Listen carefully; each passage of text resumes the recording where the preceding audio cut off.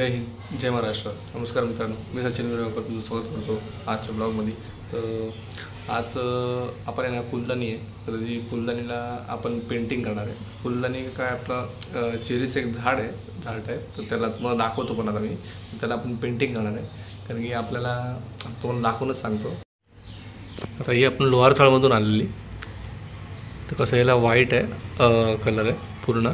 तर ह्याला आपण गणपतीच्या टायमाला जरा पेंटिंग करणार होतो आणली त्याच टायमाला, कारण की आपला बेसचा कसा आहे, बेसचा पूर्ण हा व्हाईट आहे टी व्हीच्या वरचा, तो बेस पूर्ण व्हाईट आहे त्याचा. तर त्याच्यामुळे काय होतं, हा फुलदाणी पटकन दिसून येत नाही ती एवढी, काही डिझाईन केली तर म्हणजे तर चांगली वाटेल. तर हिला आपण आता डिझाईन करणार आहे. हिला फुलदाणीला आपला सेटअप वगैरे सगळा तयार झालेला आता, आणि ह्याला आपण मल्टी कलर करणार. आता काय काय लोक घेतात शोपीससाठी वगैरे, कसं जरा दिसताना ते वाईट दिसत डिझाईन आली तर आता मल्टी कलरमध्ये जरा चांगली वाटेल ती. तर त्याच्यात आपण बघणार आता डिझाईन केल्यावरती कशी वाटते ती आपल्याला बघायचं आहे. आणि बहुतेक लोकांकडं अशा हे असतात डिझाईन, म्हणजे फुलदाणी वगैरे, किंवा ह्याला काय बोलतात ते मी काही जास्त हे नाही करू शकत. छोटं झाड आहे आर्टिफिशियल, तर ह्याला हे मोठमोठे पण येतात. तर काही लोक म्हणजे घरात लावत पण असेल, त्यांना जरा मल्टी कलर करायसाठी पण ते लोक विचार करत असतील कशी करायची, याला कोणता कलर वापरायचा, काय वापरायचा. तर ते पण तुम्हाला ह्याच्यामध्ये तुम्हाला कसं 1-1.5 फुटापर्यंत पण भेटते, 2 फुटाच्या पण भेटतात, मोठमोठ्या पण भेटतात काय. तर हे आपण पूर्ण व्हाईट करण्यासाठी पण ते लोक कसं, आपला आता बेसचा व्हाईट असतो जास्त बॅकग्राऊंडला, तर ही डिझाईन वगैरे मारायसाठी एकदम ॲट्रॅक्टिव्ह वाटण्यासाठी काहीतरी करतात लोक. तर तुम्हाला आज ह्याची ट्रिक सांगणार आहे की आपण ह्याला कोणता कलर वापरणार आहे. ह्याला आपण ॲक्रेलिक कलर वापरणार आहे, ॲक्रेलिक फेविक्रिलचा ॲक्रेलिक कलर वापरणार आहे, जे प्लास्टिक कोटमध्ये असतो तो. आणि त्याच्यावरती मग आपण लेकर चढवणार, कारण की काही लोक लेकर चढवत नाही, तर आपण चढवणार आहे ॲक्रेलिकवरती. तर तुम्ही ते प्रोसिजर पूर्ण बघा. आणि काही लोकांना करायचं पण असेल, कारण घरी हे भरपूर शोसाठी पण वापरतात, चांगले दिसतात. आता तुम्ही बघितलं असेल तर वॉलवरती वगैरे चांगले दिसतात. तर आपण त्याचं आता बघूया. तर चला सुरू करूया आजचा ब्लॉग. आता आपण याला फेविक्रिलचे कलर वापरणार आहे, बघू शकता.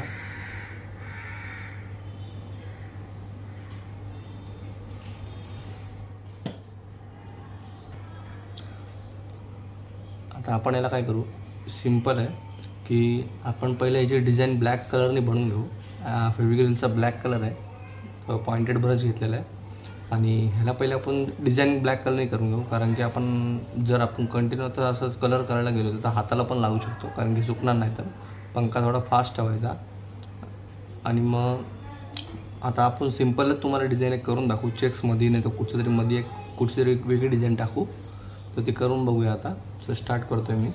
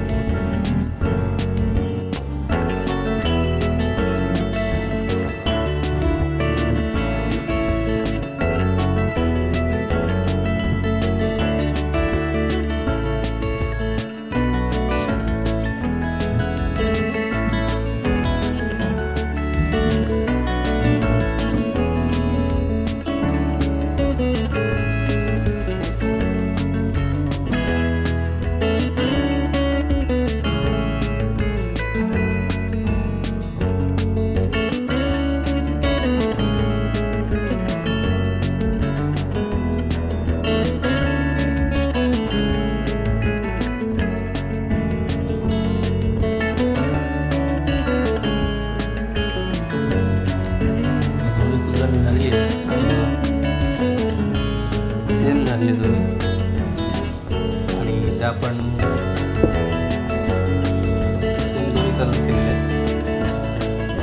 पुढे फ्रंट साईडला फक्त आपण अशी डिझाईन मारली, डिसेंट डिझाईन मारली. वॉल आपली व्हाईट कलरची आहे. तर बघूया आपण कशी वाटते ती. हे बघा, असे दिसून येते. आपली व्हाईट कलरची वॉल आहे ना, त्याच्यामुळे ती पटकन दिसून नव्हती. आता दिसून येते. जरा डिझाईन वगैरे जरा चांगली दिसते. मध्ये टेडी बिअर पण आहे त्यांच्यासाठी आणलेलं. थोडा मल्टी कलरमध्ये चांगली वाटते. आणि ब्लॅक कलरची व्हाईट कलरची वॉल असल्यामुळे ती पटकन डिझाईन तिची दिसून येते.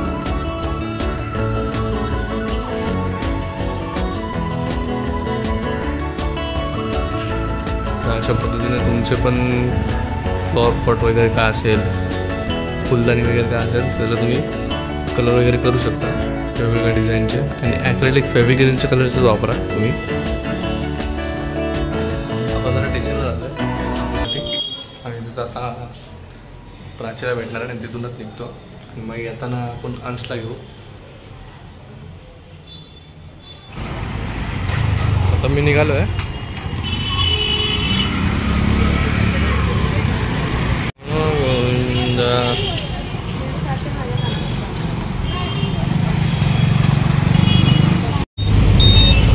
आता निघालो परत घरी आम्ही.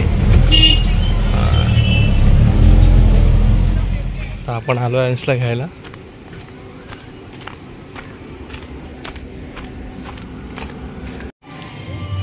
A for apple, B for ball.